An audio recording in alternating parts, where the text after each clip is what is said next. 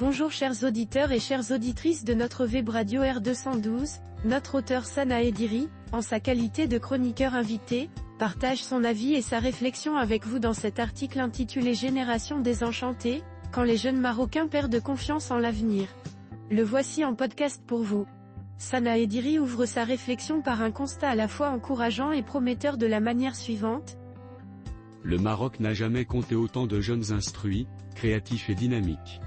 Des milliers d'entre eux sortent chaque année des universités, lancent des projets, s'impliquent dans la vie associative, innovent dans le numérique, s'intéressent aux enjeux environnementaux ou culturels, et cherchent à contribuer activement au développement de leur pays. Cette jeunesse représente un véritable levier de transformation nationale. Elle poursuit en illustrant les efforts récents déployés par l'État pour accompagner cette jeunesse ainsi. L'État ne l'ignore pas, ces dernières années, des dispositifs comme Força, Intilaka ou Orac ont été mis en place afin d'accompagner les jeunes vers l'emploi, l'entrepreneuriat ou l'activité associative. En 2023, Força a permis le financement de près de 10 000 projets. Intilaka, pour sa part, a facilité l'octroi de plus de 28 000 prêts à de jeunes porteurs d'idées. Orac, quant à lui, a généré plus de 100 000 emplois temporaires. Ces programmes témoignent d'une volonté politique de mobiliser les jeunes et de répondre à leurs aspirations. Sana Ediri insiste ensuite sur le soutien de la plus haute autorité du pays envers les jeunes en ces mots. Cette dynamique a également été portée au plus haut niveau de l'État. Dans son discours du 29 juillet 2023, Sa Majesté le roi Mohamed VI rappelait avec insistance que le développement du Maroc ne saurait se faire sans la pleine mobilisation de sa jeunesse. Il exprimait ainsi l'ambition d'un pays qui souhaite avancer avec ses forces vives. Pourtant, sur le terrain, la réalité est moins éclatante. Elle révèle un profond désenchantement parmi cette même jeunesse, dont les attentes ne semblent que partiellement satisfaites. La chroniqueuse approfondit son propos en s'appuyant sur des données officielles préoccupantes en disant « Les chiffres du Haut-Commissariat au plan sont édifiants. Près de 73% des jeunes âgés de 18 à 35 ans estiment que leur avenir est obscur. Plus de 2/3 d'entre eux, soit 68%, se disent déçus par l'évolution économique et sociale du pays. Le taux de chômage dans cette tranche d'âge, notamment en milieu urbain, atteint 32,7% selon les dernières données. Elle renforce cette vision sombre par un autre chiffre alarmant ainsi. À cela s'ajoute un autre indicateur alarmant, plus de 62% des jeunes envisagent sérieusement d'émigrer s'ils en avaient la possibilité. Ce désenchantement n'est pas dû à un manque de volonté ou de motivation. Il est le produit d'un écart grandissant entre les promesses institutionnelles et les expériences concrètes. Nombreux sont les jeunes diplômés qui peinent à s'insérer sur le marché du travail, à obtenir un crédit pour monter un projet, ou simplement à croire qu'ils ont leur chance dans un système marqué par l'opacité, le favoritisme et l'immobilisme. Sana Ediri partage ici son propre témoignage en tant qu'enseignante, au contact direct des jeunes de cette manière. En tant qu'enseignante intervenant régulièrement à la faculté des sciences au Maroc, tout en partageant mon temps entre la France et le Royaume, je perçois cette perte progressive de confiance.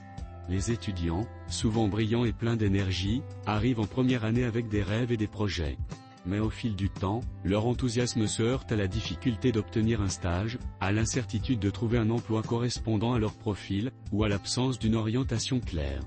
Le discours sur la méritocratie et l'entrepreneuriat reste séduisant, mais il ne suffit plus à entretenir l'espoir. Beaucoup de jeunes n'envisagent plus leur avenir ici, non par rejet de leur pays, mais par fatigue d'attendre un changement qui tarde à venir. Avec lucidité, la chroniqueuse reconnaît les avancées réalisées, tout en pointant leurs insuffisances ainsi. Il serait injuste de dire que rien n'a été fait. Les programmes d'accompagnement ont le mérite d'exister et de poser des jalons. Toutefois, leurs limites sont vite atteintes. Les bénéficiaires dénoncent souvent la complexité administrative, le manque de transparence dans les critères de sélection, l'insuffisance du suivi ou encore l'absence d'un accompagnement de qualité. Elle élargit alors sa réflexion en évoquant les besoins essentiels des jeunes encore ignorés par les politiques publiques. À cela s'ajoutent des besoins fondamentaux, en formation adaptée, en soutien psychologique, en logement, en mobilité, qui demeurent marginalisés dans les politiques publiques. Ce déficit d'approche globale aggrave le sentiment de frustration et freine l'engagement, même chez ceux qui auraient la volonté de contribuer positivement. Sana Ediri insiste ensuite sur les conséquences concrètes de ce malaise sur la société dans son ensemble. Les effets de ce malaise sont perceptibles dans la société. Une jeunesse qui n'a pas confiance dans l'avenir consomme peu, investit peu et se projette difficilement. Cela a des répercussions directes sur l'économie nationale, sur la vitalité de la démocratie, et sur la cohésion sociale.